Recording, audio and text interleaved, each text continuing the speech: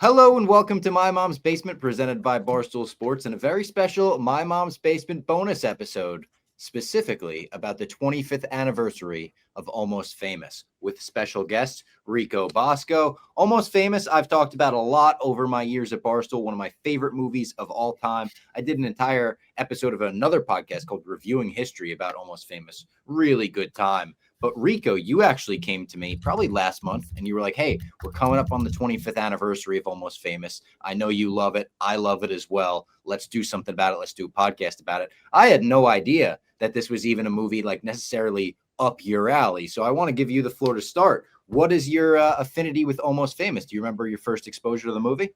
100%. I hope the statute of limitations has expired on this, but my aunt sent a bag of VHS tapes to my dad, like it was, oh, here are these movies, and had no real idea of what it was. Hadn't really seen much of the commercials. Definitely remember that poster though, probably remember the poster in the movie theater. That's about it. Popped it onto a VHS. The first time I kind of watched it, I definitely liked it, but I don't think I fully appreciated it. But there was definitely something like, it's a writer. I was obviously, always interested in writing as a kid, and was good in English classes and stuff like that. Watch it. And then I felt like the more you watch it, the second and third times and a little bit older, you were kind of like, all right, this is it. There's a big element of just like how much you like it. And it's all, like, it's just part of the allure of like somebody kind of in the mix of being involved in things, but not really the star. You feel bad for the kid as it kind of goes throughout. I mean, Kate Hudson's just awesome. I didn't know Billy Crudup from a fucking hole in the wall before this. He's awesome. Jimmy Fallon, awesome. Jason Lee's awesome in this. Zoe, awesome. Philip Seymour Hoffman, awesome. My girl Frances McDormand, who's like lunatic down the road, but like awesome. It's just really, really good. It's the struggle. You see the kids struggle. Also, it's one of those things kind of, I guess, you see a little bit of like from what we do. You've met, like, I'm sure, like Clem, if you meet Gary Cohen, it's like as a 10-year-old, oh my God, this guy gets to cover the Mets his whole life, like dream job. It's like you don't see the grind in between. You get into a flight delayed and you're staying in Pittsburgh, for a 1:00 game the next day with like that, we're a bad team in September, stuff like that. So you see the kid like it's my dream, and then you see him like that scene I'll never forget with the laundry bag, like just like crying, like he just has a breakdown. Like it's an interesting movie. It's like one of those I feel like doesn't get made a ton anymore, and just was like really good. I think I saw it at like perfect kind of spot. Just like loved it. Yeah. And just love Kate Hudson. Just absolutely love Kate Hudson. What about you, Clem? Do you remember seeing this for the first time? So I'm trying to think if I saw it in the theater or not. So 2000, I was 18 as an old man. And it was definitely like on my radar. It seemed cool. Again, so 2000, like that's into high school. Obviously, I had first year of college for me. So like I feel like that was senior summer. We probably just had a lot of shit going on. So I probably saw it on DVD. And this is one of those that between the DVD and Bosco, iconic poster, like just one of those posters that just hits. So I feel like it was just one of those you would rewatch a bunch on DVD. Banger of a cast. I mean, you talk about like you have your A-list, you have good A-list people, but then you have B-list people, great B-list, C-list, that guy and that girl, and I know them from something, right? Even just watching it now, you're like, oh shit, this person blew up like down the road, even after I was like during my Almost Famous era of my life and all that kind of stuff. So there's a lot of very cool things about that, learning about like the 70s music, which I mean, when I'm 18, I'm probably still in like the rap phase and, the Kid Rock, Limp Bizkit and all this stuff. I mean, we had bangers going on in the 90s too and 2000s, which I had to bring this up early just because it made me want to puke. So this movie takes place it starts in like 73, we'll say. That's like the gist of it.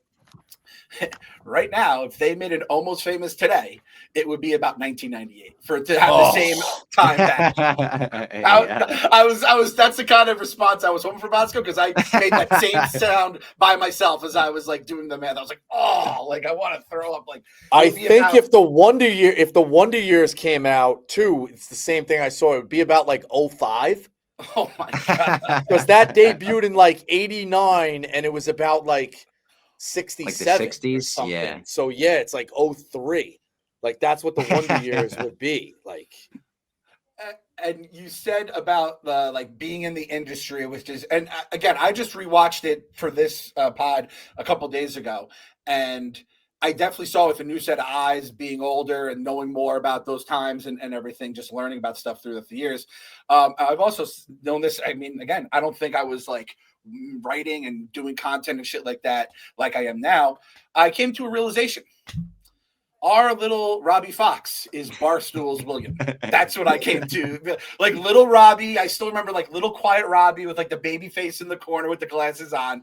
And now I'm like, that kid was like as pure and innocent as they came for the most part. I mean, to read Barstool, you have to be a little off the deep end. And I'm like, he was our William Miller. And he was going to meet Conor McGregor at, court dates, which looking back it's now, funny you say that, because like that's one of my first notes, and it's something that I said on the podcast that I did about Almost Famous on that show Reviewing History, where I was like, I loved this movie the first time I saw it because it was one of my brother's favorite movies ever, and he put it on to me. We both love rock and roll. The soundtrack's amazing. The cast is amazing. Everything you guys have already said. But I really started to appreciate it after my first few years at Barstool, because I like saw myself so much in the movie, where Barstool doesn't get this crazy for the most part. But there have been some fucking golden god nights that I've experienced where you're like, oh my God, like I guess this is what the world is. And by the way, if you hear me talking weird, I'm battling a canker sore under my tongue right now. Absolute battle with this thing.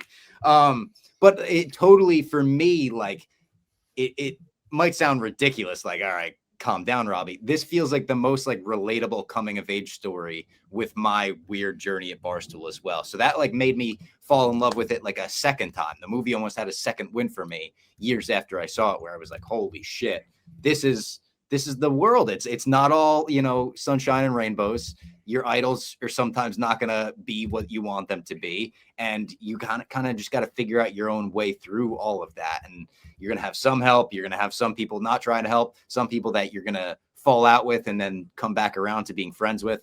And I think it's awesome that it's like all based on a true story for the most part. It's about Cameron Crowe's life. And, Stillwater is like an amalgamation of all the bands that he covered at that point. I think it's mostly the Allman Brothers, which is kind of crazy. Like that stuff about, them pulling the interview or denying things from the interview were true and then coming back and being like, all right, it was true. I think that was all Allman Brothers stuff. Yeah, and it's like you can tell he was actually in it. That's something at the end that I'll never fully understand, but it's a movie, so it's Hollywood. At the end where they're like, no, they like make him look like an idiot and your heart breaks for him.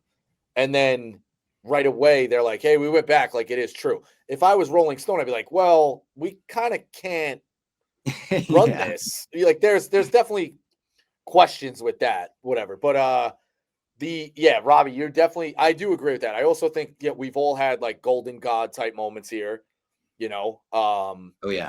but I think the movie does a good job of like showing him the golden god moments like early, when he's getting to cover him and how excited he is leaving the parking lot, and he's super excited and he meets Penny Lane, who's like this beautiful woman, and he's hanging with the band and they like him, and they bring him in the circle when he's doing the huddle and stuff like that. But then there's also the same thing, like as it goes, there's less and less moments of him enjoying it, like he can't get an interview. The guy won't give him a straight answer. Like he's crying in the other thing. He's watching the girl he loves basically getting treated like shit. Like you see this, it's a true like up and down thing. And then even kind of at the end, it's a weird happy ending in the sense that they do run the story, but like his happy ending is him sitting there with his mom, which is maybe a bigger picture thing. He needs to sit there with the mom.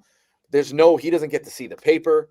He doesn't go to school and becomes cool again. It's kind of like, it is what it is. It's very much like the episodes of The Sopranos that paved the way of television and Breaking Bad and the things you see now, where things aren't wrapped up in an hour, or a half hour sitcoms that we were used to, like Full House, like, oh, Michelle's getting bullied, and there's a whatever, and at the end we're going to play the music, and here we're going to end on a stupid joke, and everything's solved. Like that's, drama is how it goes. They let you sit with it. Yeah. Yeah. Like at the end of this, you come out of it and you're kind of like, okay, he ran his article, but like, now what? Like he did have to fight for that. Like, is Rolling Stone going to roll the dice on him with that? He did also kind of like lie to Rolling Stone. Like, like, is that going to be a big thing? But the other thing that really took this to a big caveat for me of like really truly appreciating it and doing like a rewatch again of being like, oh yeah, was when Bill Simmons wrote the article of just how many quotes were in there. He paved it towards like NBA free agency, and you're like, oh man, that is a really good message. You know what I mean? Like, so, and I guess there's a good message too, like in terms of the same thing we can kind of learn, like in content, you 100% have bosses who help you out and you do stuff like this with you guys and whatever, but like it is kind of like you're out, like it's your game. He's got Philip Seymour Hoffman like advising him, but like when the shit comes to it, man, like you're gonna have to write the article, like, so there's a little bit of like lessons with that. It's just it's very layered. It's got a lot of messages. It's got a lot of deepness. Like he's got to grow up quick, And oh yeah. You said it, Bosco. The quotes of this movie there's a ton of them. And I remember that Simmons article, like you can't apply. And I bring it up on our Mets podcast a lot. We got to believe, like, I'll just have an old movie quote. And the other day we're like, that's such an old man thing, quoting movies. Now it's all memes and stuff. And we're like, kids, back in the day before the internet was really big, we used to just quote movies for hours and you relate it to different stuff, and kind of like Simmons. And like you said too, I just want to make this very clear. These golden god moments and, seeing the industry, our beloved Dave Portnoy, perfect boss, nothing but great things behind the scenes. I'm not looking to get Bosco to put a target on his back for his appearance on My Mom's Basement. There's something he said about Wait, what did I even say? I didn't say anything, man. You didn't say anything. That's what I'm saying. So I just want to say, it's just a blanket. Yeah.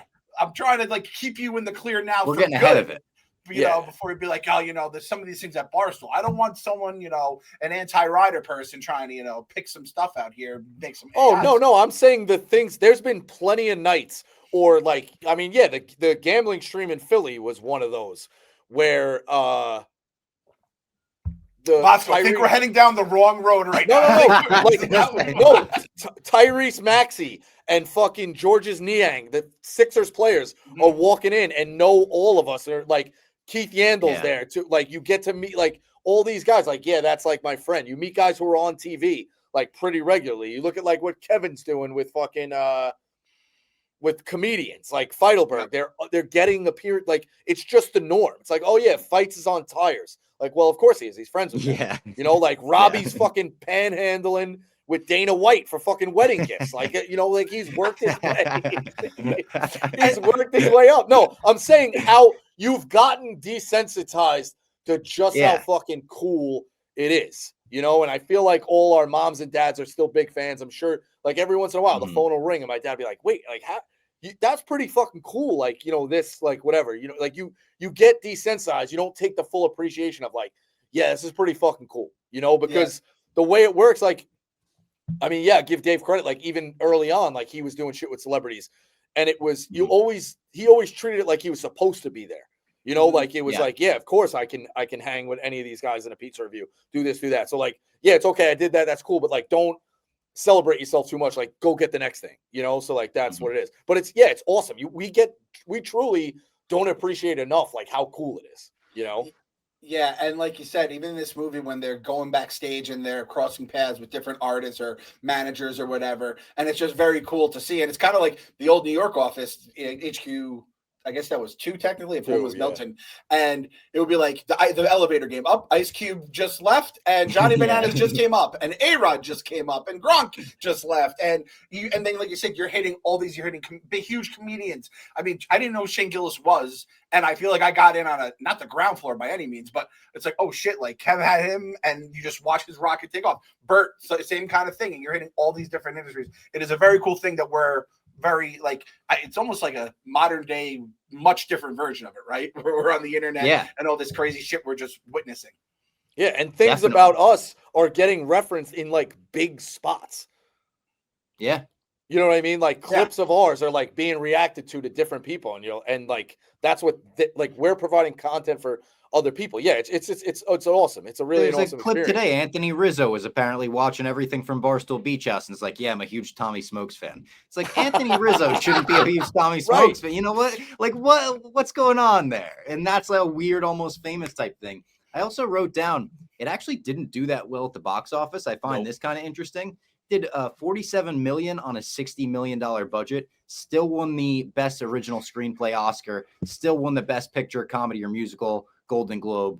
Kate Hudson won the best supporting actress Golden Globe, won the Grammy for best soundtrack. Roger Ebert's favorite movie of the year, top 10 on the decade for him. Rico, hand up. Question for the class. Robbie, you're a movie guy. Clem, you're a movie guy as well. When they say $60 million budget, does that also mean how much they're paying the cast? Yeah. I think it's everything. Really? That's the budget, but the rule of thumb in movies is you double the budget because they usually spend the budget on marketing after the fact as well. So it's probably around like $120 million budget, to be honest. So Kate Hudson probably got like 1.5 for this, or 2 million. Maybe, yeah. Because this is also, was she like a movie star before this, or was this her? This is her big break. I'm pretty sure it was Kate Hudson's coming out. A superstar. Yeah, I thought so. I felt like it was coming out here. Let me go on IMDb because I wanted to look this up. Jason Lee probably got paid a ton for this. Philip Seymour Hoffman probably got paid a ton for this. Oh, this is clearly her. Yeah, this is her coming out party. And that was the other thing I wanted to mention. I remember this movie coming out. People liked it. Like you said, it didn't smash at the box office. But I remember afterwards, like you heard the name Cameron Crowe. I was a Cameron Crowe with his next project. And it was kind of becoming a big thing. Bosco, I had to ask you, growing up, Rolling Stone. Was that a big, did you have a subscription in the Bosco household, or did you care about it, read it at all? Robbie, we're going to date ourselves. Clem, I feel like, could do this. Maybe it was just my school. Clem, did you have a magazine drive at school, or a magazine selling competition? Oh, yes. For like, maybe not school, Cub Scouts. I think you had to like sell magazines. This was school. Robbie, if you could believe this, okay, you talk about Ponzi schemes and scams.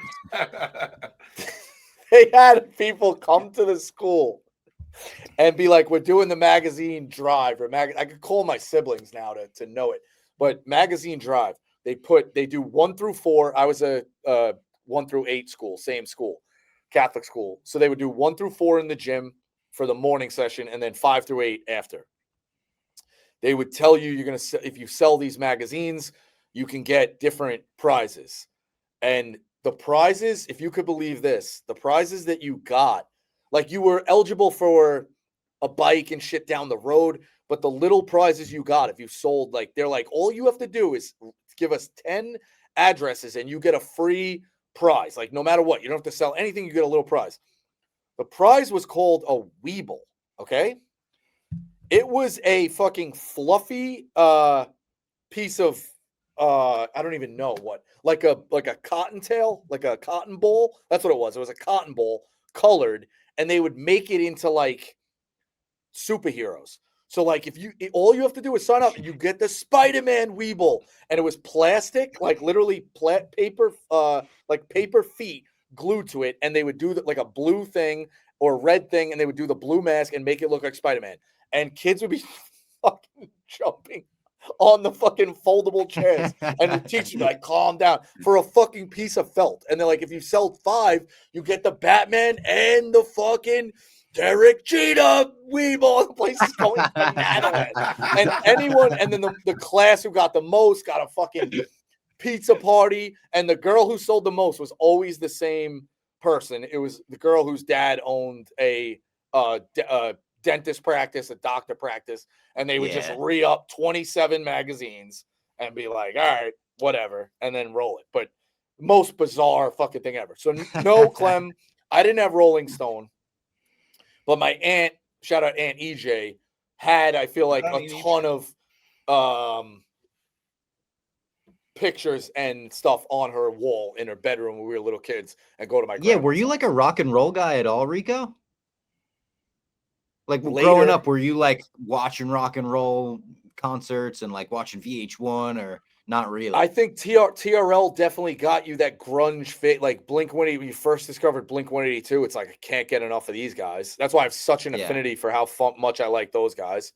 Like Kid Rock was like out of nowhere. I never went full deep. What's Rico doing 25 years ago from now? Like, what is Rico doing September 2000? What were you in high school at that point? Yeah. Robbie's getting close with dates. Yeah, getting close with dates here. don't make accusations. No. It's there is a podcast coming out this week that says I'm in the Taliban. Well, it dropped. Feidelberg says on Not Today, pal. I'm in the Taliban. It's not 2001. It's 2000. I know. I'm just saying. He says to Robert Eiler and Jamie Lynn Siegler, "Oh yeah, Rico's in the Taliban." And Jamie's face, I can't wait to watch this clip. Feidelberg says it on KFC. It's banana land. Banana land. So anyway, I'd be ending school at about 2:30. The routine was usually come home, little bit of homework, TRL while getting ready for football practice, and then that into basketball practice like as well. To basically every night of the week. Football was like 3 days a week. Basketball was the other 2, or sometimes doubled up, whatever it was. But like TRL, no internet. We had internet, but would have to block the phone. Like, and it was one of those things like, you could go on the computer here and there. We didn't live. Your friends weren't on the computer. Like after school, you go out riding bikes, whatever. But like TRL was like you were a TV kid. Like as it gets colder in the later years, like, and you do kind of have to stay home. Like, yeah, man, TRL was life. What are the other shows too? Like obviously TRL, everyone had to watch that after school. Are you watching like Simpsons at this point? Like, what are like the big shows? Like I have like right now, I Googled what are the top rated shows of the year. And I'll tell you what, it's a ton of Who Wants to Be a Millionaire. Who Wants to Be a Millionaire, like had for every day of the week, they had a different slot, but it was Survivor, ER, Friends, Monday Night Football, obviously. Everybody Loves Raymond, Law and Order, The Practice, CSI, West Wing. Are you watching any of those? Or are you too young for most of those? No, way too young for those. I'm trying to think. I wonder at like 13 if that's just kind of like a dead. Well, you know what? The same thing. Like you're practicing at night. And you weren't rewatching. There's no streaming.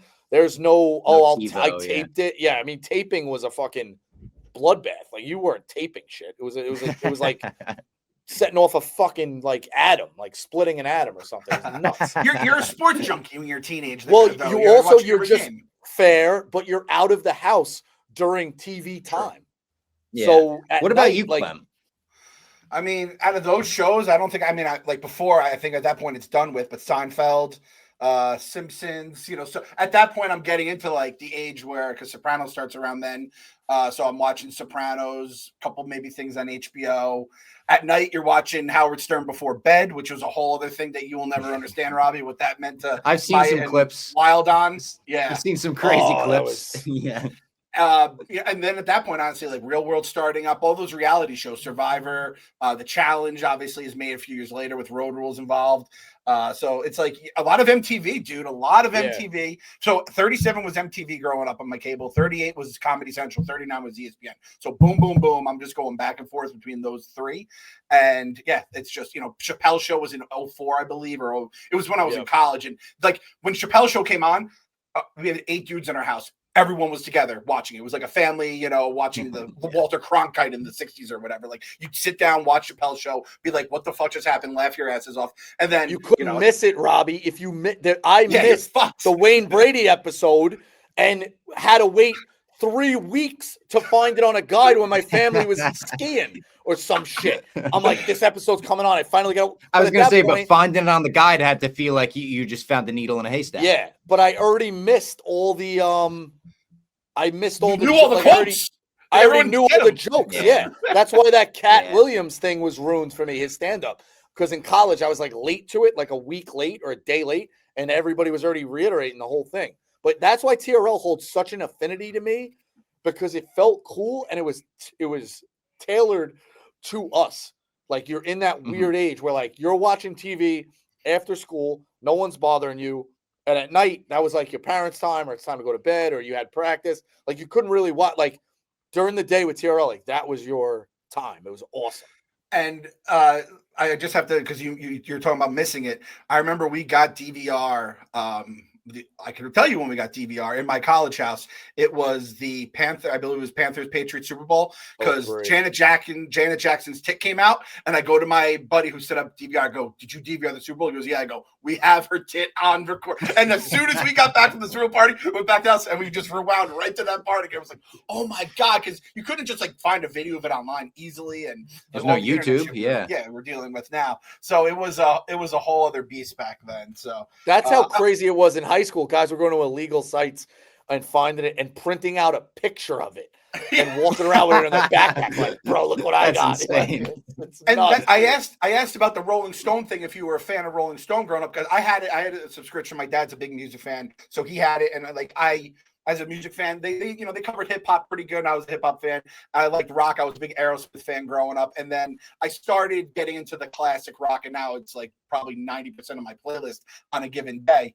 But like Jennifer Aniston butt naked on the cover, complete game changer. Like people would have that on their wall. I think Britney Spears had a cover that was a little risque as well. So like the Rolling Stone cover, when they say you're on the cover of Rolling Stone, it means something completely different to music junkies like Robbie. But to me, I'm just thinking, man, Britney put me to another zone. Robbie, were you like, you're an old soul? Did you have Rolling Stone growing up? Was it even a thing at that point?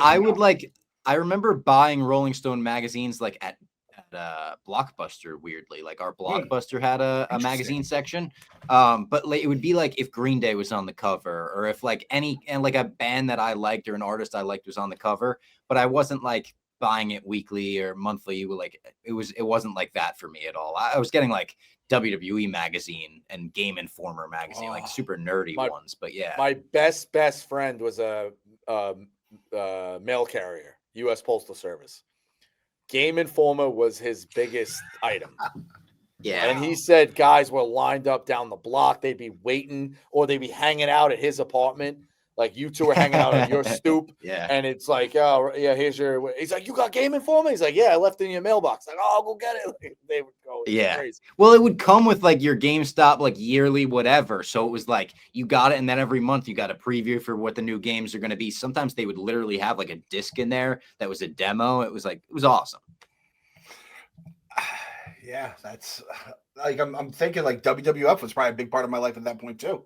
This is Stone Cold era, right? We're talking 2000. Oh yeah, I mean it's getting towards the end of that, but yes, like Stone Cold's still active, The Rock's still active, like Attitude Era's and not full swing, but it's starting to peter off into like the next era of wrestling, the Ruthless Aggression era. And then Bosco, we still have the Big East. We have Big Monday. College football hasn't ruined everything in terms of college athletics for us. It's a beautiful thing. It's a glorious time to be alive back then. A glorious time to be alive. I've got the top 10 albums and movies of that year. Wanted to rattle them off, see if you've got any memories, anything comes up. With the albums, number 1, the Marshall Mathers LP, Eminem. Number 2 is actually the Beatles compilation album, 1. Where they just put all their number 1 singles on an album, kind of a flex. Number 3, one of my favorite albums of all time, Hybrid Theory by Linkin Park. Every fucking song in that album so good.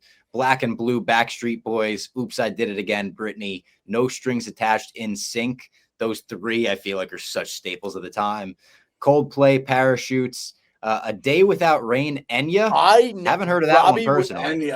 Robbie, with a gun to my head, I would not have ever guessed that Coldplay was around in 2000.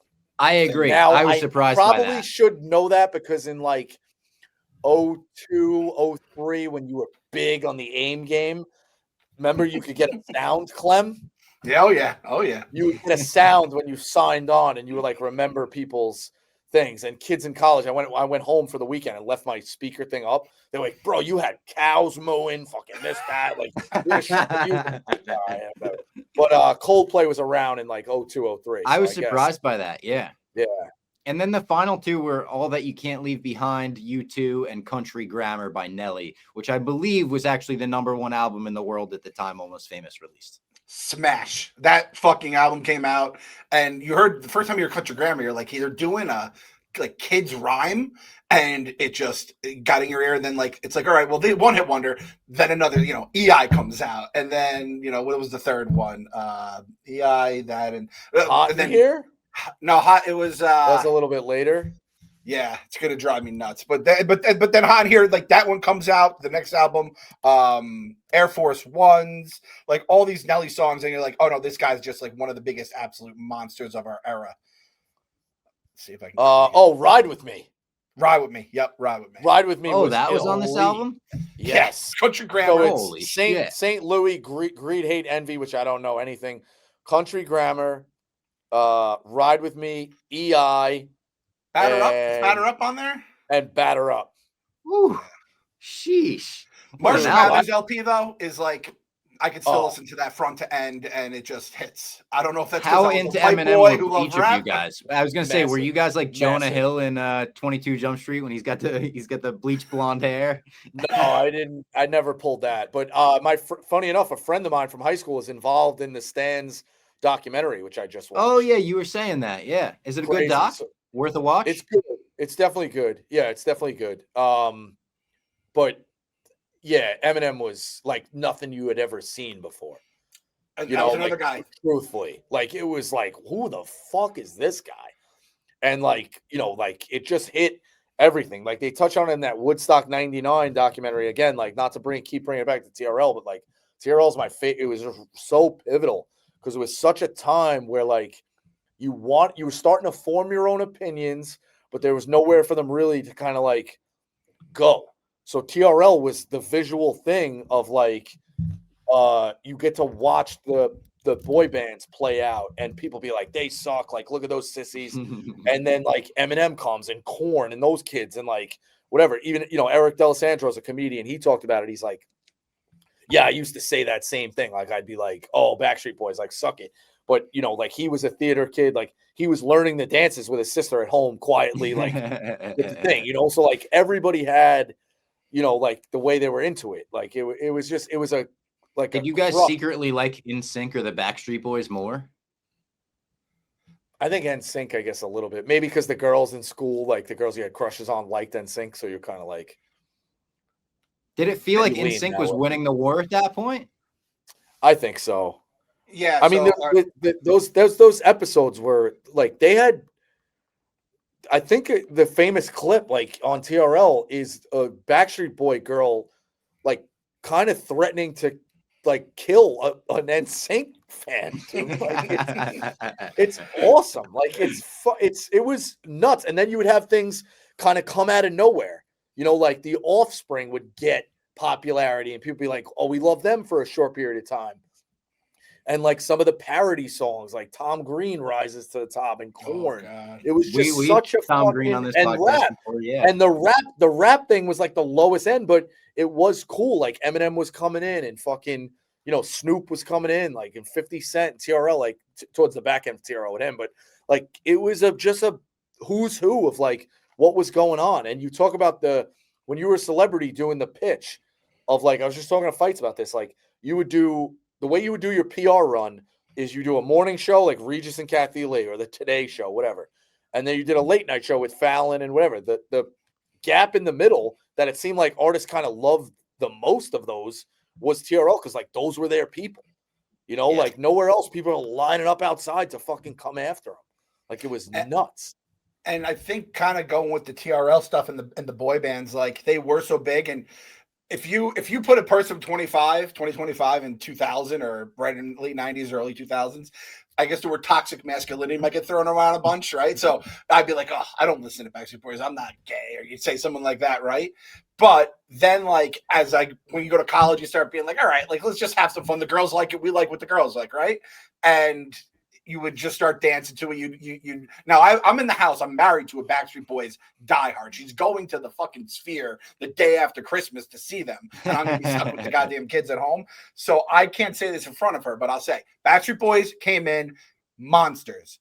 NSYNC kind of like took their cookies by the end of it though. And once it was all said and done, it was all right. You guys have these hits. We have these hits. But then Justin was like the cut above. And then he went on his run for a few years. And it's like, that was kind of like I'd say that at this point, though, I can't believe we'd still even be talking about it, but like they're still touring and Backstreet Boys are still together. Justin's kind of become a little bit of a pariah. Yeah. He doesn't like seem to hang with the NSYNC guys, and they haven't reunited. So it's like, I think Backstreet Boys won the war, even though they did lose a lot of those battles. Yeah. But then Eminem was kind of the response for guys like me who was like, fuck these boy bands taking over TRL. So his music was awesome.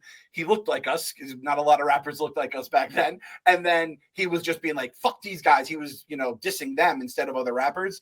And it really was like an absolute, and Marshall Mathers LP is, I'd say, one of my top 3 favorite albums of all time, maybe number 1. Oh, wow. All right, I got it. Thank God to TikTok. One of the big moments people still talk about is alive thanks to TikTok. We were doing a Backstreet Boys versus NSYNC trivia contest, and then this happened. Listen, oh, God. Very pissed off. Tiffany's about to punch me in the face. I'm going to kill you, too. Hey, now that wouldn't be good for the Backstreet Boys. I did tell you can pass. You can look at the tape. I did. And killing me certainly doesn't help the Backstreet Boys. I think we all know that. But she's getting Carson, too. Both of them. I'm going to kill you on TV. I'll kill you, too. That's why he's like one of my obscure I was going to say, if Carson Daly walked in, would you be like, one of my one ones? One of my one ones. Then that's attainable. Like, he would come in and do KFC radio, I think. I don't think he's out of the realm for them, like. Yeah, I mean, I could just talk to, but it's weird. Like, and again, you wonder, like, with all this fucking technology now, streaming and fucking 9 different, like, spin-off shows that no one's going to fucking watch. $29.99 for a year, $159.99 for a year. Give me the fucking library of TRL. And I would fire it up every day the same way. Like, you're cranking out a blog, I'd put it on the second screen at like 2:30 in the afternoon or 3 o'clock in the afternoon when it came on. I would put that day's episode. That's a great point. How is that not like readily available with all the streaming services out there? Dude, yeah, like I don't think they knew enough to save. I truthfully think too, Robbie, it's all tapes, man. And I think at a certain point like they lost never media. Some of it, I really do. I'd love to talk to him about that, but like, like that clip, I gotta send myself. Or are they like, this would get us canceled? Like, or were they saying things that were appropriate at the time that you can't now? Playing certain Black Eyed Peas songs that they had to change? Maybe, but even Disney, on their disclaimers, like with Aladdin and stuff, when you put those movies they just throw a little warning on. Yeah, whatever. Time sensitive. But like, listen, that's why I give Jonah Hill credit, man. Like, I don't know how much you guys saw Did you see mid-90s, Clem? Yeah, I really liked mid-90s. I just heard about it. I've never seen it. I just heard about it. Yeah, dude, I went to see it in the theater. I went to see it in the theaters by myself on a day off. There were 2 people in the theater, and I was amped. It was like 10:30 in the morning. I was like, I can't wait for this. Now, listen, it's massively problematic in the sense of what was going on back then. But like Jonah Hill said, like, listen, yeah, you could change it, but unfortunately, that's how people were talking in the 90s. Like, so I'm trying to give you a true snapshot of what was going on. So like, yeah, it's, like, you're not trying to make people look, but like, I don't know. I don't think they did anything like really problematic, like, Robbie. But it was also Almost like Famous is similar, like where it's like they're showing you the 70s. The way our main character loses his virginity probably wouldn't fly nowadays. But it's like, it's just that's we're showing you a snapshot of the time. Yeah, that's my massive takeaway. Like, just, or these weird YouTube channels, or I'm sorry, TV channels where it's like they run Jersey Shore Family Vacation 24/7 and MASH or whatever. Yeah. Give me TRL, like, and so September 9th, all day from 8 a.m. to 8 p.m. they run. It's whatever the first year, 98 to like 05. It's only 7 hours. You could run it kind of twice, so to speak. You run, and it would, if it's the weekend, that might help you too, like where you get caught, like it didn't go every weekend or they happen to be off, whatever. But like, just run that shit all day long. And like, I'd tune, because you don't know. The other part of it is, it's not like, oh, I'm going to rewatch Simpsons. And Robbie's like, I remember this, or Breaking Bad and whatever.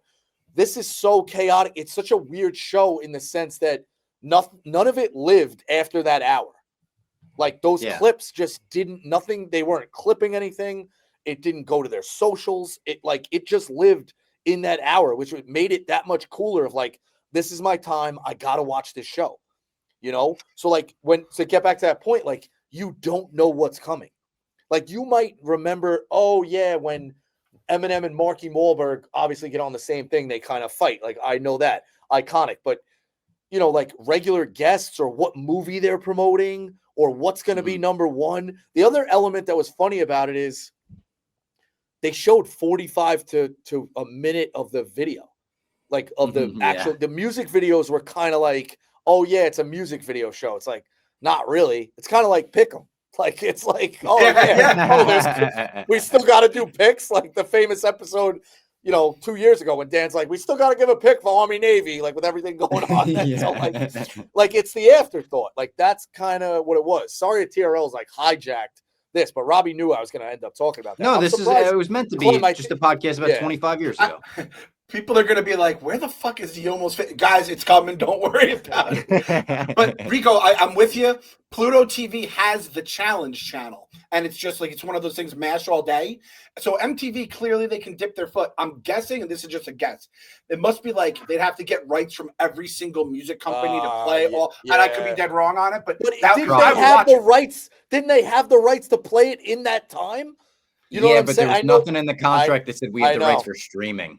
Yeah, it's gray area shit. But it's like I would watch it right now, Pluto TV. Dude, every single day. Because again, you have no idea what's going, and I almost wonder if like watching back, you're like, oh, was it really that cool? Like now it doesn't hold up as much. Oh, I'm sure. You'd probably be bored of it. But because there's a million things like it too that we've seen of like clip shows, variety shows, this, that, where it is like chaotic like that.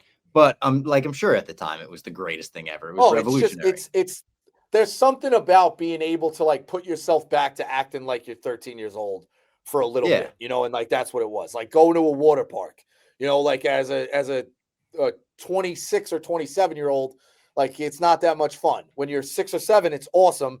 And then when you get to our age, Clem, and you get to go back, and it's like I have an excuse to go down water slides for 3 hours today. Like, okay, hey, I'm being a good guy. Like, like that's the fun part. So, yeah. Bosco, if I'm at a water park with my kids, I'm either on the lazy river or on one of the chairs. I ain't doing any of the slides. I'm a big slide guy. Because I love that about you. You get it back. You have an excuse to, of course, we're going down the fucking slides, like. Yeah. So. That's like a motto of life, just go back on the slides. Take the slides away. Yeah. I like that. The top 10 highest grossing. I'm sorry, Robbie. I think the thing was with TRL too, it was live. You never knew what was going to come next. And the voting aspect where you didn't know who was going to win. So those things were a part of it as well. But it would definitely not probably hold up as much as it does in our brains. And then I had the top 10 highest grossing movies of 2000 domestically. Number 1, Matrix? How the Grinch Stole Christmas. Oh, okay. I think Matrix is 99. 99. Sure. Number 2, Mission Impossible 2.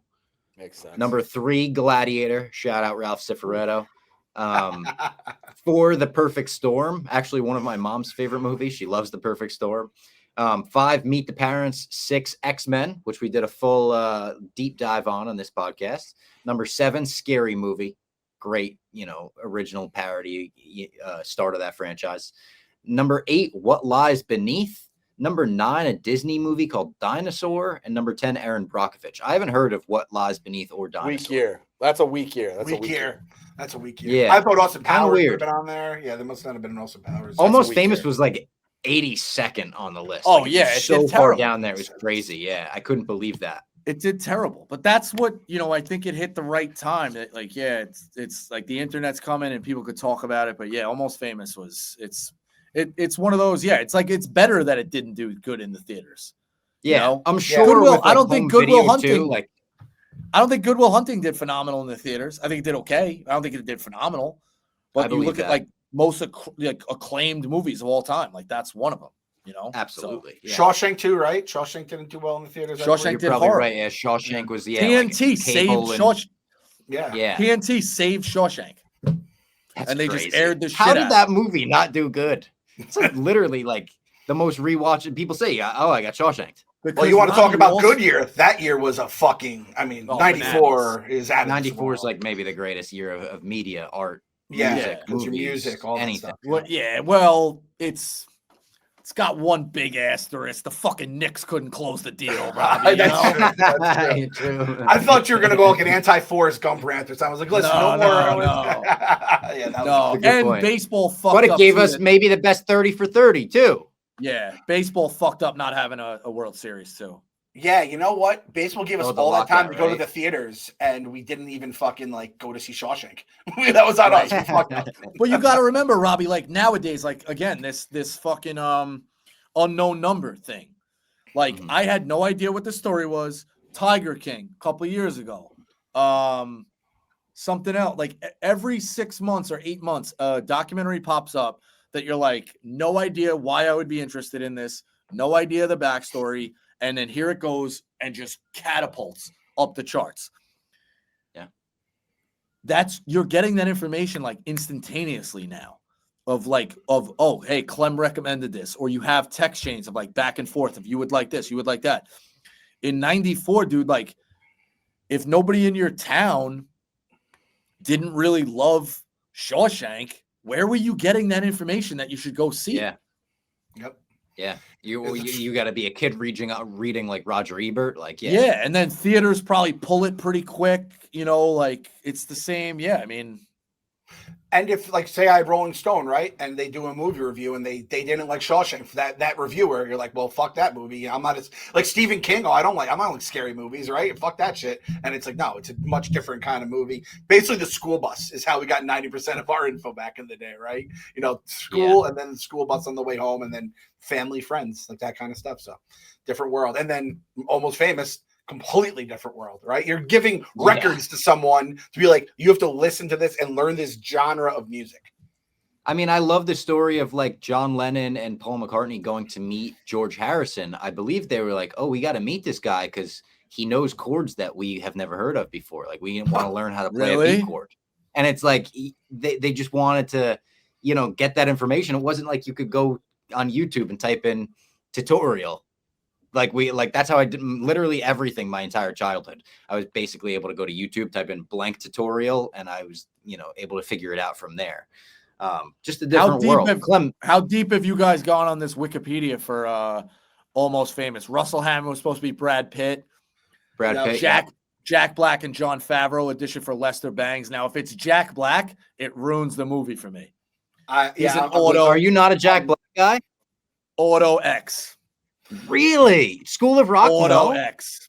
Never watched it. Dude. Oh, I mean, it's Jack Black at his most like Jack Black, so you'd probably not I think the real High Fidelity. I thought he was hysterical. I think the real final straw for me was when he was in that Godzilla movie and he was doing that weird kind of accent. He was a showman. Or King Kong? King Kong. Yes. Yeah. So I was like, I've always been out on Jack Black for that. Wow. I like Jack Black. It's like, he's Natalie Portman considered for Penny Lane. Sarah Polly, because this would come right after. I don't know Sarah Polly. I don't know her either, but I could see like the look. I could see how it worked, but I think Kate Hudson was perfect for the way it's she hard did it. to see anyone. Meryl Streep for the mom. Penny Lane was also based on Cameron Crowe's mom as well. Yes, based on Cameron Crowe's mom. Penny Lane was based partially on BB. What's her last name, Bob? Liv Tyler's mom. BB Buell. Yes, Buell. And I believe there was also like a Penny Lane. I think there was a famous, I don't want to say groupie, use that derogatory Band-Aid? term, Call her a Band-Aid? Yeah. My cousin was kind of like a Penny Lane. Yeah, Penny Lane Trumbull was a real. She was cool. She was very cool in New York City and stumbled into different groups of things like that, and hung out with Jimmy Fallon all the time. Hung out with Tara Reid. She was like in the bar scene, like early. Socialite? Would that be a socialite? Socialite. Yeah, socialite. Socialite. Yes. I got a couple of, this is from the IMDb trivia page. Stillwater practiced 4 hours a day, 5 days a week for 6 weeks to get that kind of rock band feel to them and vibe, and to like learn how to like be a rock star. When Penny Lane asks William to go to Morocco, he says yes, but he says, ask me again. That's just him saying, the actor saying unscripted. Yeah. And then she asks him again, and Cameron Crowe liked the way that all played out. And for this movie, I was going through, I had the bootleg version. It's called the bootleg cut. Oh, so it's the extended director's cut. Yes, which I had never watched before. So in it, for the people that haven't seen it, it's about 40 minutes more. There's this, they go to the interview with this DJ interviews him and he like falls asleep. It's kind of good interaction between Russell and Jason Lee. I can't remember his name, which is kind of fitting considering. There's also a rumor, I think I got this from the Simmons article, that there's a scene when William like he's trying to explain to his mom, like, you don't understand, I got to do this, I love this, like whatever. It's like, you know, if somebody was like explaining college basketball to me and I'm like Duke, Carolina, like just watch this, the Jeff Capel shot. Like Duke's terrible, but this, like, they're living and dying with this game. Like, just watch this. So that she's like, explain rock and roll, or like, why, like, sell me on it, whatever. The scene was that he plays Stairway to Heaven for like the entire 9 minutes. Yeah. With her just sitting there with the record going. That was supposed to be you can watch the deleted scene. Yeah. And I believe the story is that Led Zeppelin gave the rights to like a bunch of songs in this movie. They used That's the Way fantastically in it, but they didn't want to give the rights to Stairway for whatever reason. So they put it out with like a thing on screen where it's like, press play now. And you were supposed to like queue up Stairway at home and press play. Oh, got it. Which is very funny. And I think there's something about it where like he puts on Led Zeppelin 4 side A and it's supposed to be on side B or something. Like it's something that I feel like RA has pointed out before where he's like, movie ruined. Oh, all right. The eagle eye. Yeah. Roger Ebert said 4 out of 4 stars, best film of 2000. Wow. He said number 9 on the decade too. Number 9, top 10 on the whole decade. Funny and touching in so many different ways. Yeah, I mean, I think you had to watch it at the right time. That's why the other movie that I will forever say is top 5 for me, without a doubt, is Can't Hardly Wait. I watched that because of you. I saw that in 1998, but it don't hold as well for you, Robbie. Like I'm sure you got a lot of fun being like trying to put yourself at 13 or whatever. The first time I saw that was in my cousin's basement during like a 4th of July party or like a family like get together. It was on one of the movie channels and watched it through. And like, it was again, you're like 12 or like 13. 12 maybe. You're waiting to go into high school. You're again old enough to like, you know, the older, like the high school kids like still kind of hang out with you, like, but you're looking forward to that. Like, what's it going to be? And it was just like, all right, this is like awesome. I told the story. I think Robbie laughs every time I say it. I used to watch it, Clem, before every 8th grade graduation party to pump myself up. Yes, I love it. It does mark the time, just like, you know, Almost Famous marks the time. And yeah, I how do I say this without coming of age is what they say. I never really knew what that meant. I still kind of don't know what it means, but it's coming of age. I just use it like to sound whatever. And I love Can't Hardly Wait too. It's up there, top 10, 15 for me. I don't know. It's very high up there.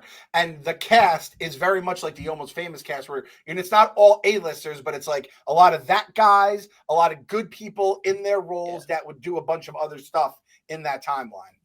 How about like the young Jay Baruchel, like being the Robert Plant fan, like in the hallway? Like, it's crazy to see him that young. And it's like what he's obviously growing up to do afterwards. Also, I wanted to note, like, I love the Stillwater songs. Like Fever Dog, I think is a legitimately awesome song. Like, it's on my fucking Spotify. Like, I love it. My brother actually went and met Jason Lee recently and got the Stillwater vinyl signed by him, which is like such a cool thing. He signed it to Mickey and everything. Speaking of music, Spotify, if you go on, you can click like the music in order for this thing.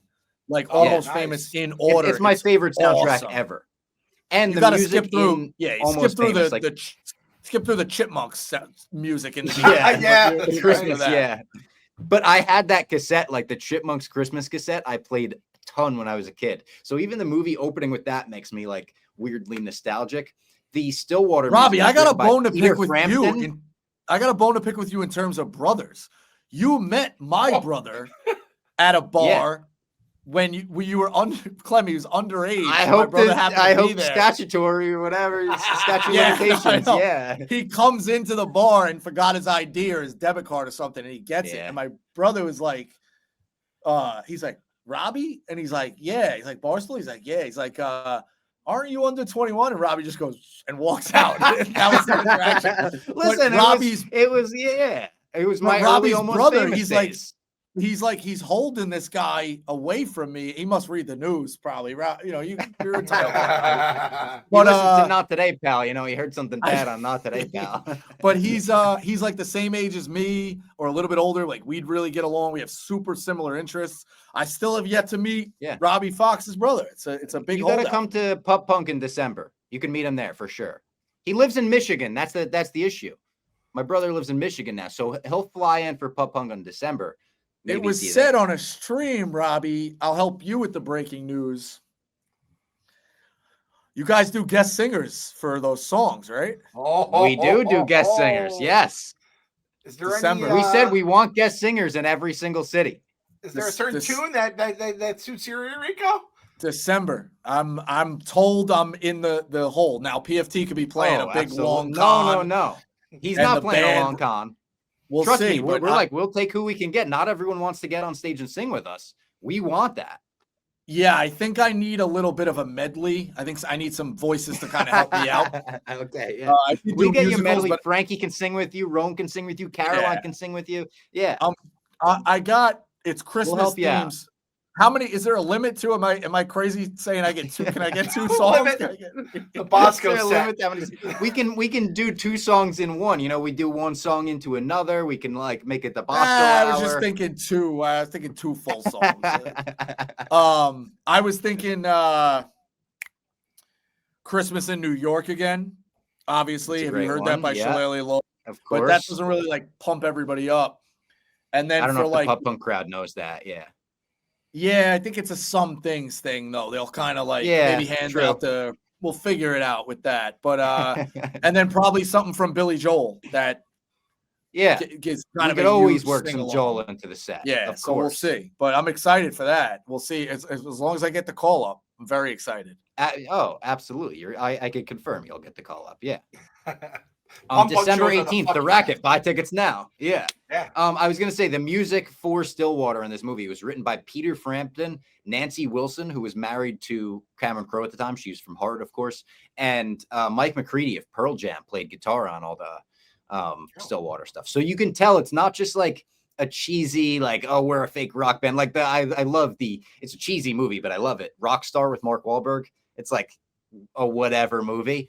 But in that, it's clear. It's like, the music wasn't really taken with care like it was here. Like Cameron Crowe was going to make sure this is fucking legit. He's like, I'm having Peter Frampton and Nancy Wilson write it. Two of the greatest rock stars of all time, writing the music, teaching the band how to be rock stars, basically took them through like a rock training course. So it's like that little stuff in the movie is what really like makes it for me and makes it hold up after watch. I've seen it 100 times in my life. Like, and it's the easiest movie to watch. You know what else is interesting about this? It really kind of like encapsulates life on the road, which I obviously haven't been, but you can figure it out. People are in it for little phases, but when they come in, they fucking knock it out of the park. Like Philip Seymour Hoffman, when he comes in, like you haven't seen anything like him. You know, and he's like, yeah, I guess you could call me. Like, I'm kind of busy. But, like, he's really lonely.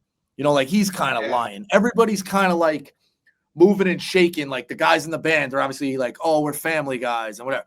Meanwhile, you know, they're doing this shit with them. William is like, acting like he's this big journalist. He's not. Like, everyone's faking it till they make it. Philip Seymour Hoffman's like, I'm the coolest. I'm a big journalist. Like, he's lonely at night. Jimmy Fallon, when he comes in, how many scenes is Fallon in? 2, 3? Not a lot. Maybe 2. Yeah. He's in the scene with the shirts, plane? Right? With the shadows. Fallon's the reason they got the plane. Fallon's the reason they make more money and fly. So Fallon, we had one of those at Rough and Rowdy where we thought we were going down afterwards. Everyone's security, Mike's throwing up, Big Cat's throwing up, Jerry's throwing up. Nobody admitted to anything crazy like this, but it was like, I thought of Almost Famous right away. I was like, we're going to fucking die right now. Like, we're having a golden god moment. Did you sing? Did you sing? Don't they sing? Does the guy like the dark? Peggy Sue. Because Peggy Sue, help me out with that. Hold on. Peggy Sue is Buddy Holly. Yeah. Got it. Okay. Obama, you could do as well, right? Because Peggy Sue. And they're like, shut up. Like, it's so dark. It's like you would do that, Bosco. If I had to choose one person. Caleb he would board flights wearing a We Are Marshall shirt. It's like, bro, come on. Yeah, no, I wouldn't do that. I would not do that. And But yeah, this it's like movie people using coming and Tiny that's Dancer, like the Tiny Dancer scene, I think is one of the greatest uses of a song ever in a movie. without a doubt. That's my song. Like when I think Almost Famous, that's always the scene. I think that's most people. Would you say that is the Almost Famous scene? Yeah. Yeah. And she goes, "You are home." The most iconic, that and like on the roof, I am a golden god, but that's like in a no, it's joke. Tiny Dancer. Tiny Dancer, One of like my favorite shots of the movie. Yeah, there's a million, like some of my favorite shot. One of my favorite shots is her dancing in the which I think Cameron Crowe says is his favorite shot in the movie.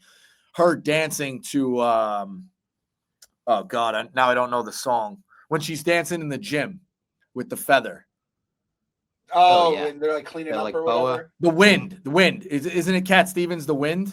I don't know. I know what you're talking about. I don't know the song. I'm like 99% positive it's that. Also, you were talking. Yeah, you're right. 100% right. Fever Dog still is in my I could listen to Fever Dog. Like if I put it on my phone. 100%. Just a good song. Yeah. Some other songs I would just thought of this original songs for a movie. That Thing You Do by the Oneaters, aka the Wonders, that is on my it's on my tailgate playlist. I'll throw that on. It's always a hit when it's played. That Thing You Do, one of the good fun movies of our life. You know what I mean? Just a good. I love That Thing You Do. One of my favorites. The scene where they hear themselves on the radio, and that is like one of my favorite movie scenes ever. They're screaming, the excitement. Tom Hanks also, he's directed like maybe a couple things, but he did that, I think, his first directorial debut, and just basically perfected it. Like he basically could have retired then and been like, "Yep, crushed it." I still haven't seen that. I've heard it's really good. A friend of mine. Oh, yeah, dude, it's so good. Good cast too. It's very much like this cast too. A lot of good. Oh yeah, that guy. And it feels like if you like Almost Famous this much, you'll probably definitely like that. It's like a different vibe, but similar. Another Philip Seymour Hoffman. I mean, every time he's just one of him and John C. Reilly, just guys I just fucking love. One of the great lines: "Meet them all in their long journey to the." You meet them again in their long journey to the middle. Just a great fucking line. And then "Don't take drugs." William's mom just keeps fucking every time a different person gives a message like, "Your mom, she scared me, dude. Tell her to stop doing that." Yeah. And that's another Mama Fox. Mama Fox had a little bit of that in her as well. She scared a few of my friends in the past. Rob, I'm just worried sick about you right now. I see pictures of these blackout parties, and I know you're working for the same company. Listen, I told Roan recently, I was like, Mama Fox wasn't thrilled when I was doing nitrous with Roan outside the fish show, one of my first videos here. I went home, I was like, Mom, I did drugs tonight. She was like, this rapper you're hanging out with is not a good influence on you. Does Mama Fox know that they changed the lyrics of Jesse's mom to Robbie's, Stacey's mom to Robbie's mom has got it going on? That? she was on stage for one of them. She got pulled on stage. Like Frankie's mom was on stage in Philly. My mom got pulled on stage afterwards. My mom was like, "Listen, that was fun, but never again. That was mortifying for me. Okay, I don't want to be on stage." It was so funny. She was like, "Never again." Okay. Ron would sing Stacey's mom and then end it with Robbie's mom, and every time it's like, come on. Also, That Thing You Do, the song written by the singer of Fountains of Wayne. Oh shit, didn't know that. Rest in peace. Yeah. Penny Lane, if I always tell the girls, never take it seriously. If you take it seriously, you never get hurt. You'll always have fun. If you get lonely, just go to the record store and visit your friends. It's a lot of hippie shit too, it's just a lot of 70s yearbook quotes. What do you like about music to begin with? Everything. Right. That's even a little hippie. Well, then I love that scene. Listen, that's the other part of this thing, Robbie. He runs the article. He never gets the interview that he gets to use with Russell. Yeah. So the happy ending is he finally gets it. But it was more about I know. It was more about that. It's moment. It's not really a happy. Not really a happy ending. No. No. It's just an ending that lets you be in the middle. I didn't invent the rainy day. I just have the best umbrella. Great line. Great line. Such a good line too. Yeah. What was the other thing? Oh, it took me 5 or 6 years. I didn't know this is how you pump a stomach. Maybe back then. I don't know. I don't think that's the current way, but yeah, I think that's. Oh, really? It's different. I would imagine it's different now. They might have more of a device or like an. We got to have a better way of doing it since the 70s. Crazy though. That yeah, like crazy scene. I was like, you would hear in college, oh, they got their stomach pumped. They got their stomach. I'm like, okay, yeah, I kind of know what that is, but I don't know, like whatever. And then you watch Almost Famous, you're like, hold on a second. She's getting her stomach pumped. Like I had no fucking idea. It was very much like the first 10 times I watched Home Alone as a little kid. If you guys are gonna think I'm super dumb. Maybe this says a lot. The little kid who's harassing them at the on the vans. He's like, my grandma, the neighbor. He's like, my grandma, these vans get good gas mileage. My grandma said we're going or whatever. And they're like, hey, kid, hit the road. That kid, when they count his head, I was 5 or 6. I thought it was Kevin.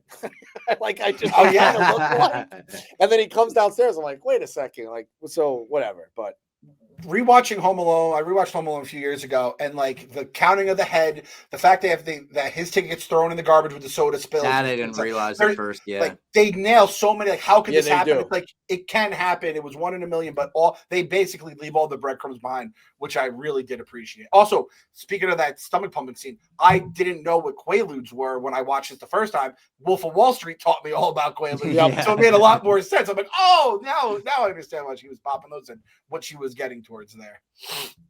That's all I had on it. Is there anything else we missed? I got a bunch here. I just thought this was fitting based on obviously what happened over the summer. Black Sabbath being the band they opened for. I completely forgot that they don't mention Ozzy or Black Sabbath at all. Really, right? It's kind of funny. But it makes you understand, like, oh shit, they must be a big band if they're opening for Black Sabbath. But they're not the band, It like places them on the card well. One of my favorite things, and this isn't even a trope really, but it's just something that's happened in a few movies. So when they're in a lot of the hotels, a lot of the people are playing music. Sometimes there's either an artist being alluded to or their manager or whatever, and they're playing they're playing Tom Petty, right? And I just think, how fucking cool is it that that's the music of that era? Those songs are already hits, and it's just part of it. And the movie that I think of with it, I'm getting bumped up, Bob. 8 Mile. Like when they go to the clubs in 8 Mile, like Big Papa is brand new.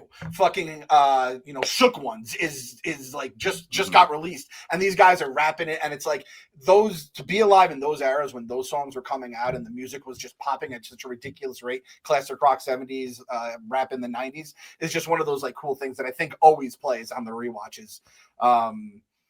Tiny Dancer, I think, is the scene, if not Golden God. The twist at the end, Bosco. So I never knew if he got to like put that in the article, the interview, but the whole twist where I don't think he does. I don't think he does.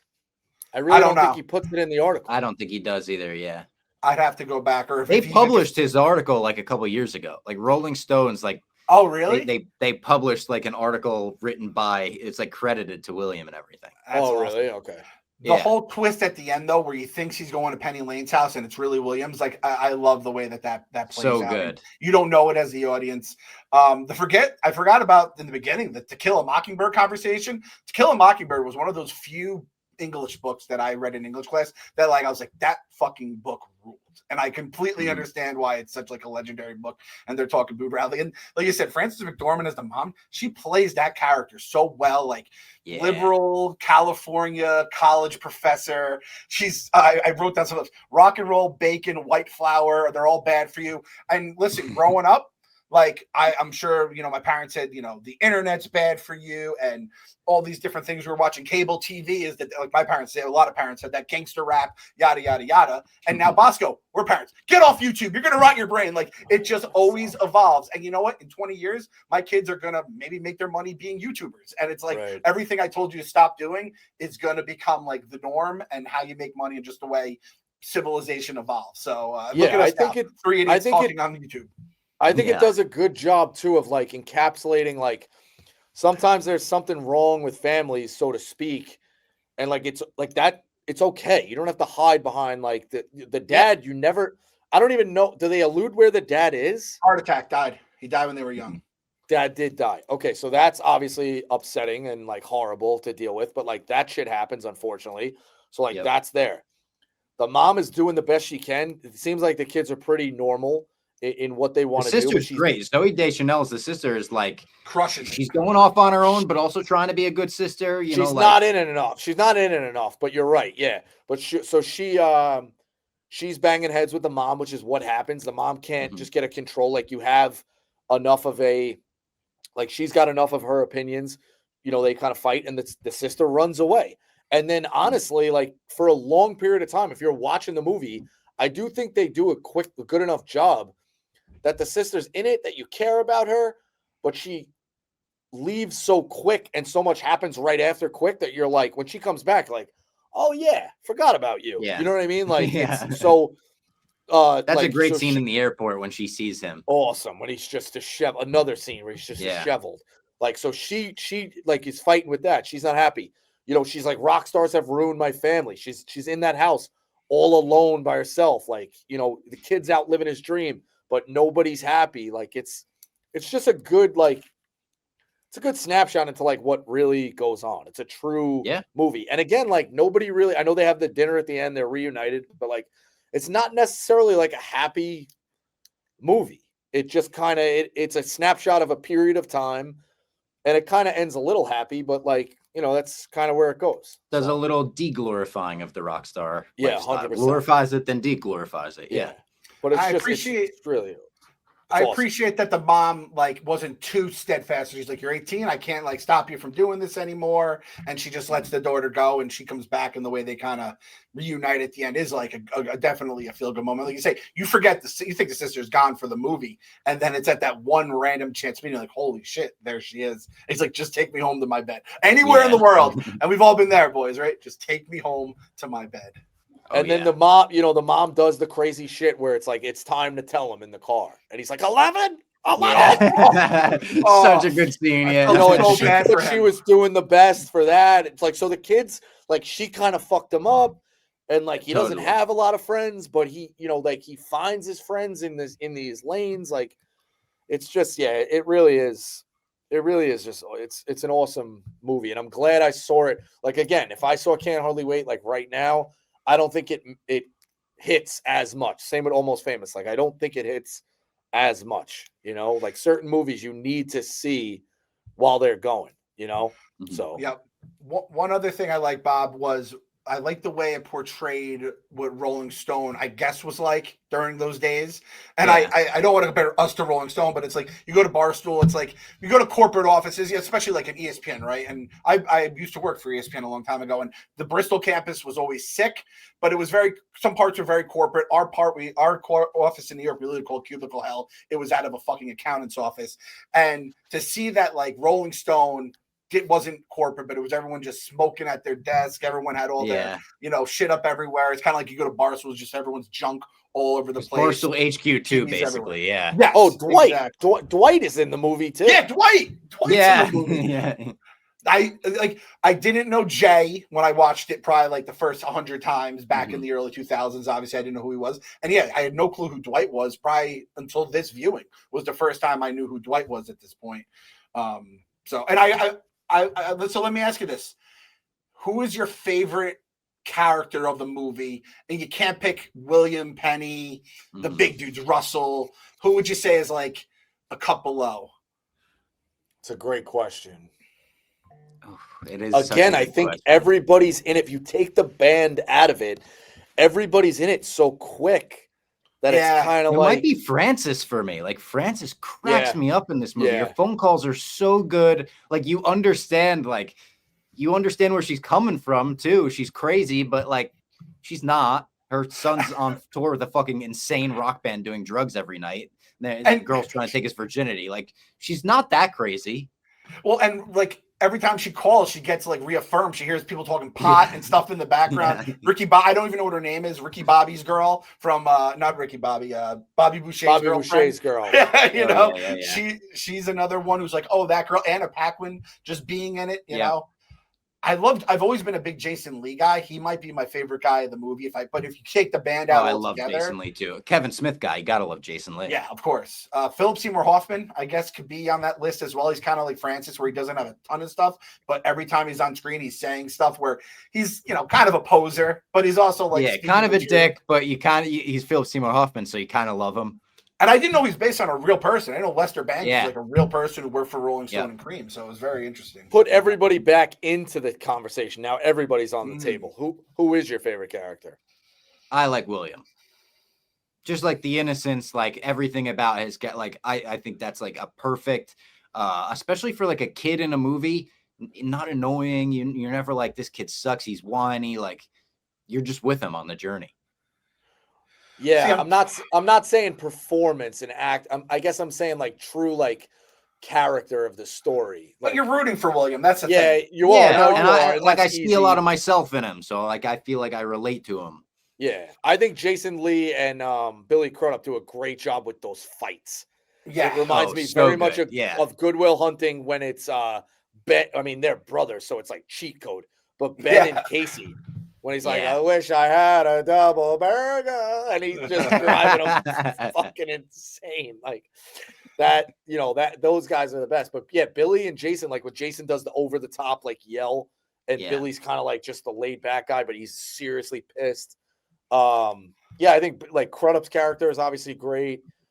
Like Penny Lane, like when you look at the horrified look of her, that she knew this was coming. Like they sold you for a case of Heineken. Yeah. You still go to the restaurant and you're hoping like that delusion of like he'll leave his wife for me. You've seen that play out in like certain things. Like he'll leave the wife for me, he'll leave. And she has that look when the guy's like, you got to go. And then she goes to the park and takes it. Like, it's just a lot of, everybody, you feel for kind of everybody in it.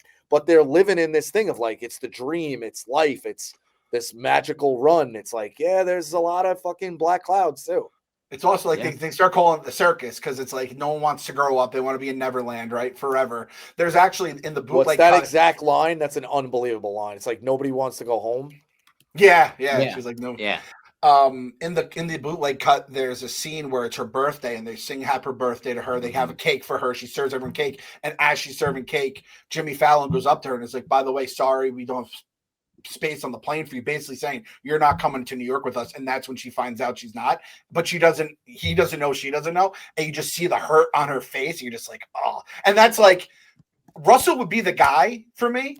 It's just he is such a fucking prick to her so many times that you're like, I can't. After the Heineken scene, I'm like, I'm out of here, Russ. Like, I can't come back to that. You understand why he would become a rock star. He's so charming, but man, he is a motherfucker at the same time. You know who might be my guy if we're taking out the main guys?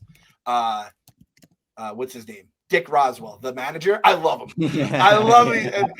He's like, I might have skipped a few dollars off the top, but I earned it. You're like, yeah, you did earn it. It's probably terrible for them in the long run because you're not like a manager, but you'll never fuck these guys. Like I'm sure Jimmy Fallon, if there's Almost Famous 2, Stillwater in 1976, I guarantee you that weasel rat Jimmy Fallon is taking money and he's like every single movie, right? The Elvis movie, or I don't know about the Elvis movie, but the Queen movie, the Colonel, Elton John. Everyone gets fucked by their managers in all these 70s, musical movies. And I'm sure he was no different. Especially, I don't know about Bosco. I don't have a lot of Bosco like grudges like he does, but Jimmy Fallon, I despise with the fire of 1,000 suns. He grew up a Yankees fan. He grew up a Red Sox Mets fan, then became a Red Sox fan, or Yankees fan, then became a Red Sox fan. You cannot do two of those. Fever pitch, whatever. Oh, I'm a Fallon guy, of course. Just the positivity over here. What is the exact quote? Because I just can't find it. Now it's driving me nuts. No one's trying to go home. It's not coming up. I think it's pretty close to nobody ever wants to go home. Yeah, I think it's literally like basically just that. Oh, here it is. I got it. This is the circus. Everybody's trying not to go home. Nobody's saying goodbye. Quit looking at me like that. There you go. So that's Who says that again? Russell, right? Russell says that. Yeah. Don't worry, no one's getting hurt. She knows this is the circus. Everybody's trying not to go home. Yeah, I mean it's. And even at the life on the road, Anna Paquin's like, I'm going to Deep Purple to England, and you're like, what the fuck, like, and it's funny, and she's like, and I love Penny Lane is like, all my friends are leaving, you're my last old friend. Then the new groupies come around or Band-Aids, and she's like, they don't even use birth control, and it's just the evolution of the behind the scenes and the crazy, like, it's a crazy world, man, just living on the road. I couldn't even, Bosco, or Robbie, you too. Like if you're just on the road for a couple days for whatever here, you're shot by like the end of a week. Oh yeah. Like a month, a year. What these guys are doing, I couldn't even. And you're basically like your family's just non-existent at that point. That's how everything just ends so fucked. You can't FaceTime them. Yeah. Yeah. Back then, like that. Yeah. All right. That was a great look back at Almost Famous, but also a look back at the year 2000. A little nostalgia for everyone out there. Almost Famous makes me nostalgic for a time that I wasn't really around for. And this podcast made me a little nostalgic for a time where I was not really conscious for. I was 2 years old. Great time having Rico on as always. And we will talk to you for the Peacemaker recap later this week.